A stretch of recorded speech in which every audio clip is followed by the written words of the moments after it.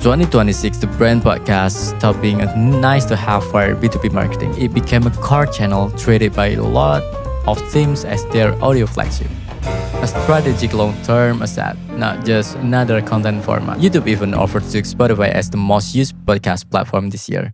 39% of weekly listeners naming it their primary service, which means your podcast isn't really audio anymore. It's audio and video watched as much as it heard. So here's a question worth asking the team that built that flagship. What does your podcast actually sound like? As a brand asset, ask most B2B teams that.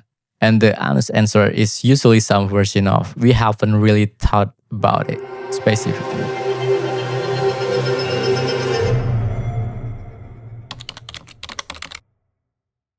Look at everything that actually goes into serious branded podcasts.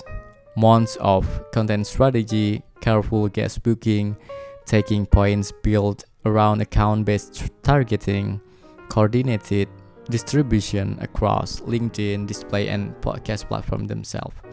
Real strategic rigor at every stage from teams that clearly takes this seriously. Now look at what usually happens to the intro music. The teams think the overly mixed quality. Most of the time, it's whatever came bundled free with the editing software, or stuck in through loop, pulled in 5 minutes before the first episode shipped, and never revisited since. Here's the irony worth sitting with. A podcast is the one format on this entire list of touchpoints where sound is an accessory to the product. It's the product, and it's somehow getting the least deliberate sonic branding attention of almost anything we've covered. Compare that to how the same team would treat a website redesign. Nobody launched a new site without at least someone reviewing the color palette, the typography, the layout, sign off include. The podcast, an entirely audio product, routinely shipped with an intro nobody outside the editor even listened twice. Think about how podcast intro actually gets heard compared to the other touchpoints. A hold music moment happens once, maybe during one call. A notification sounds play constantly, but usually in the background, barely registered. A paid ad might get one pass if you're lucky before someone scrolls on. A podcast intro plays at the start of every single episode, week after week, to an audience that chooses to subscribe. That's not a passive audience catching your sound by accident.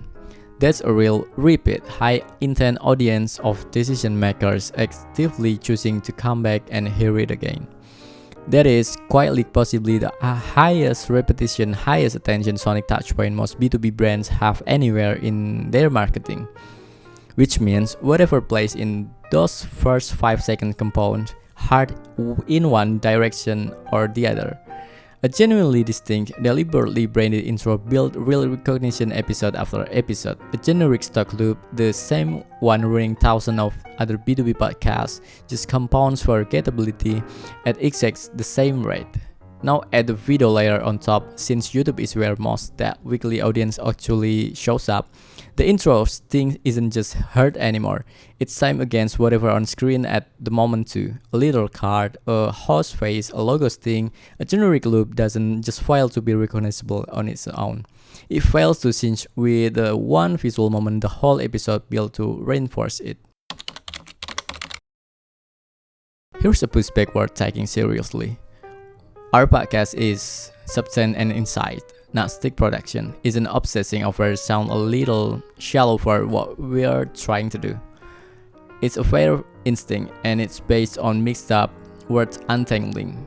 Production police and sonic distinctiveness are not the same axis. A podcast can stay completely raw, unedited conversation, minimal post-production, real and unpolished, and still have an intro theme that's genuinely deliberately built to sound like nobody else. Those two things don't trade off against each other. You can keep the substance exactly as unpolished as you want and still own 5 seconds of that sounds unmistakably yours. This is basically the audio version of something we covered. Your sales presentation sounds like afterthought. A team pouring real effort into substance of a moment. while the sound sitting right underneath it gets whatever's easiest. At Dimulti Music, when we build a podcast theme for a client, it comes from the same sonic system as everything else they own. The same motif, tempo, language, and instrumentation as their audio logo and their video work. So the podcast doesn't sound like a separate project, it sounds like one more room in the same house. So here's what actually at stake with your audio flagship. Podcasts are core B2B channel now, not an experiment. And the interesting sitting at the front of every episode is like the single most repeated sonic touchpoint. Your brand heard by the exact audience you most want to recognize you. Pull up your last few episodes and listen just the first 5 seconds with your eyes closed. Would you know it was you, or could it be literally any other show in your category using the same free intro loop? Let's give your audio flagship an actual sound, not just a name.